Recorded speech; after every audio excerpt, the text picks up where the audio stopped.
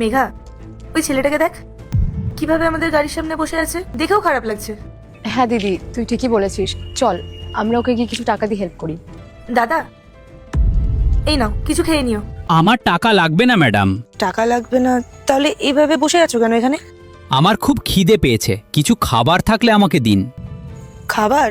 না দাদা, খাবার তো আমাদের কাছে নেই। তুমি এক কাজ করো, তুমি এই টাকাটা রাখো, তোমার যা ইচ্ছে হবে তুমি কিনে খেয়ে নিও।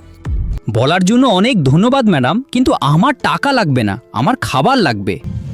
ও হ্যাঁ মেঘা, এক কাজ কর না, আমরা তো রেস্টুরেন্টে খেলাম, গাড়িতে তো আমাদের টিফিনটা রয়েছে যেটা বাড়ি থেকে পাঠিয়েছিল, ওটা নিয়ে আয় না।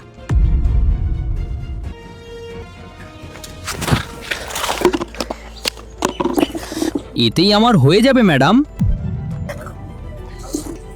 দাদা আস্তে খাও, তোমার তো গলায় আটকে যাবে। মেঘা তাড়াতাড়ি কি গাড়ি থেকে চল নিয়ে আয়। আস্তে দাদা।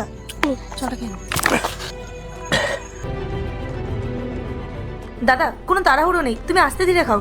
এইটুকুতে তোমার পেট ভরবে নাকি আমরা আরো কিছু এনে দেবো? না না, আর লাগবে না। দাদা তুমি থাকো কোথায়, আর তুমি এই শহরে কার কাছে এসেছো? তোমার বাড়ির লোকজন কোথায় থাকে? না না ম্যাডাম, আমি কারো কাছে আসেনি, আমার কেউ নেই। কেউ নেই মানে? মানে আমার বাবা মা পরিবার কেউ নেই, আমার গ্রাম থেকে একাই এসেছি। আমি না 3 দিন ধরে কিছু খাইনি। আমি এদিকে ওদিকে ডাস্টবিনে অনেক খুঁজেছি, কিন্তু কোথাও কিছু পাইনি। আমি খাবারের দোকানেই গেছিলাম, কিন্তু সেখানে আমাকে পাগল বলে তাড়িয়ে দিয়েছে। তুমি একটু দাঁড়াও, আমি তোমার জন্য কিছু খাবার নিয়ে আসছি। তো বন্ধুরা, তারপরে কি হয়েছিল তা দেখার জন্য চ্যানেলটি সাবস্ক্রাইব করে কমেন্টে নেক্সট লিখে দাও।